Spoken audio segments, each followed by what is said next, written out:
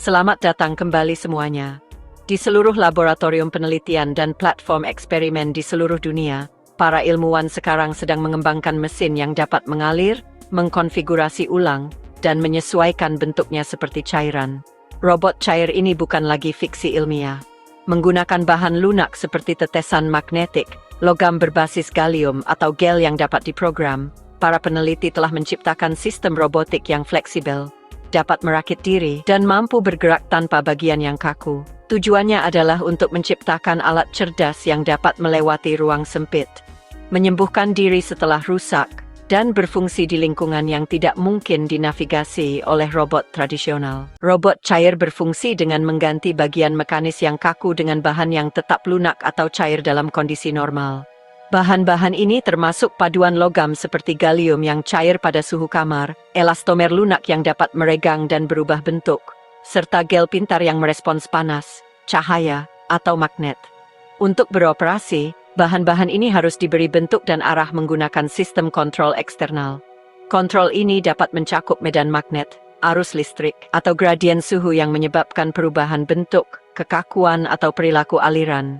Pergeseran mendasar ini memungkinkan gerakan dan konfigurasi ulang tanpa motor atau sambungan. Robot cair yang responsif secara magnetis menggunakan partikel-partikel kecil dari bahan magnetik yang tersuspensi dalam matriks lunak atau cair. Ketika medan magnet eksternal diterapkan, partikel-partikel ini sejajar, menyebabkan robot berubah bentuk atau bergerak dalam arah tertentu.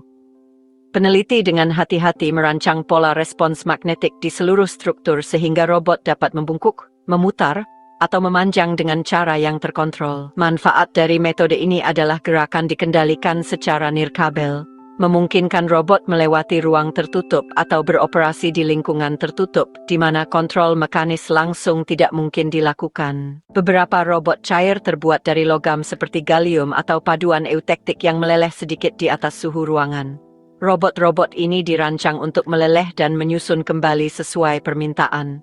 Para insinyur menerapkan panas untuk mencairkan strukturnya, memungkinkannya mengalir menjadi bentuk baru atau melewati rintangan. Setelah dingin, material tersebut membeku kembali menjadi bentuk yang berfungsi.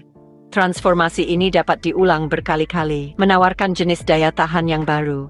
Daripada rusak di bawah tekanan, robot-robot ini dapat lolos dari batasan, melewati kerusakan, dan kemudian menyusun kembali untuk melanjutkan operasi.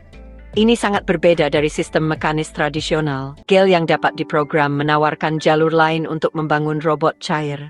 Bahan lunak ini mengembang atau mengerut sebagai respons terhadap rangsangan seperti cahaya, listrik, atau paparan bahan kimia. Jika dirancang dengan benar, sistem robotik yang dibangun dari gel semacam itu dapat berubah bentuk dalam pola yang telah ditentukan. Misalnya, memaparkan sebagian gel ke sinar ultraviolet dapat menyebabkan bagian itu mengerut sementara bagian lain tetap mengembang. Dengan mengurutkan reaksi-reaksi ini secara berurutan, robot tersebut tampak bergerak atau melipat dirinya sendiri. Bahan-bahan ini sedang dipelajari untuk penggunaan medis, terutama dalam alat navigasi internal yang lunak. Aktuasi pada robot cair tidak bergantung pada motor. Sebaliknya, gerakan sering kali digerakkan oleh gradien medan. Dalam sistem magnetik, insinyur mengubah intensitas atau orientasi medan magnet untuk memandu robot maju atau memutarnya. Dalam sistem medan listrik, gaya elektrostatik menyetarikan atau tolakan antara bagian-bagian robot yang bermuatan. Pada robot yang dikendalikan suhu, panas diterapkan secara tidak merata untuk mendorong aliran fluida. Metode ini membutuhkan pengaturan waktu dan kalibrasi yang tepat, tetapi memungkinkan gerakan nirkabel dan miniaturisasi ekstrem. Algoritma kontrol harus mengordinasikan perubahan medan ini untuk menciptakan gerakan berkelanjutan. Penginderaan pada robot cair juga berbeda dari desain tradisional. Alih-alih sensor kaku yang terpasang pada sendi, robot menggunakan penginderaan terdistribusi yang ditanamkan dalam material. Ini mungkin termasuk partikel tertanam yang mengubah resistansi, warna, atau sifat magnetik tergantung pada tekanan, suhu, atau paparan bahan kimia. Tubuh lunak itu sendiri menjadi sensor, memberikan umpan balik berkelanjutan tentang bentuk, kontak, atau kerusakan. Informasi ini ditafsirkan oleh komputer eksternal atau oleh sirkuit lunak di dalamnya yang memandu perilaku. Dengan integrasi semacam ini, robot dapat menyesuaikan bentuknya berdasarkan apa yang dirasakannya. Perbaikan diri adalah fungsi penting dari banyak sistem robotik cair.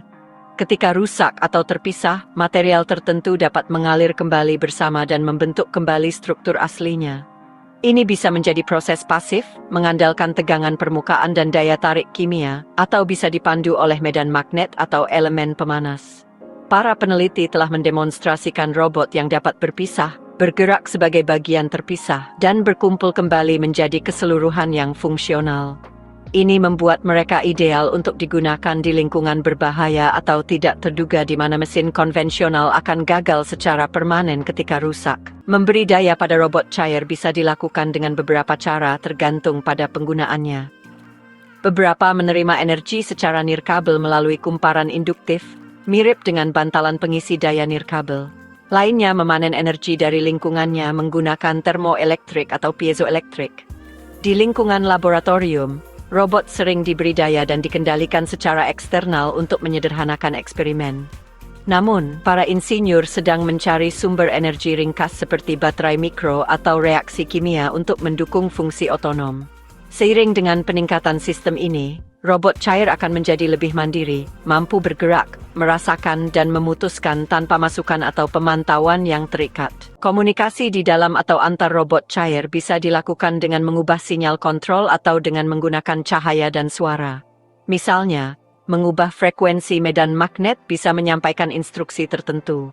Atau, robot bisa memancarkan denyutan cahaya inframerah atau suara ultrasonik untuk menunjukkan status atau meminta bantuan dari robot lain. Metode sinyal ini penting saat beberapa robot cair harus bekerja sama untuk menyelesaikan tugas-tugas yang rumit. Para insinyur juga sedang bereksperimen dengan sinyal kimia yang terinspirasi dari organisme biologis untuk menciptakan kawanan robot yang berkoordinasi seperti koloni sel hidup atau bakteri. Di masa depan, robot cair bisa menjadi bagian dari sistem biologis kita. Bayangkan sistem robot lunak yang bisa masuk ke dalam tubuh melalui sayatan kecil atau bahkan ditelan. Kemudian bergerak melalui aliran darah atau saluran pencernaan untuk mengantarkan obat, memperbaiki jaringan, atau melakukan pemindaian diagnostik. Setelah tugasnya selesai, robot itu bisa keluar dari tubuh atau larut tanpa membahayakan. Sistem ini mungkin dibuat dari bahan yang merespons panas tubuh, tingkat pH, atau sinyal seluler, memungkinkan mereka beroperasi dengan presisi yang belum pernah ada sebelumnya dan kontrol eksternal yang minimal. Ini akan mengubah bedah, kedokteran, dan diagnostik selamanya. Melihat lebih jauh ke depan, robot cair dapat digunakan dalam misi luar angkasa di mana kemampuan beradaptasi dan ketahanan sangat penting. Robot-robot ini dapat membentuk kembali diri mereka untuk melewati celah-celah sempit, memperbaiki peralatan di medan asing, atau membangun tempat berlindung dengan mengalir ke dalam cetakan dan mengeras menjadi struktur padat. Dikendalikan dari jarak jauh atau oleh kecerdasan di dalamnya, mereka dapat berfungsi secara mandiri selama bertahun-tahun dalam kondisi ekstrem tanpa campur tangan manusia. Tidak seperti mesin tradisional, robot-robot ini dapat terbagi menjadi beberapa bagian, melakukan berbagai tugas, dan bergabung kembali untuk fungsi yang lebih kompleks. Potensi alat pengubah bentuk otonom dalam eksplorasi luar angkasa hampir tak terbatas. Meskipun bidang robotika cair masih di tahap awal, kemajuannya sudah mengesankan. Aplikasinya beragam, mulai dari operasi non-invasif dan perbaikan pipa jarak jauh sampai eksplorasi planet dan konstruksi cerdas. Mesin-mesin yang bisa berubah bentuk ini dapat beroperasi di lingkungan dinamis, pulih dari kerusakan, dan melakukan tugas yang tidak bisa ditangani robot kaku. Setelah para insinyur berhasil mengendalikan penuh gerakan, stabilitas, dan responsnya terhadap rangsangan eksternal, kita bisa melihat robot-robot ini menjalankan misi nyata di lapangan. Terima kasih sudah menonton, tolong suka dan berlangganan.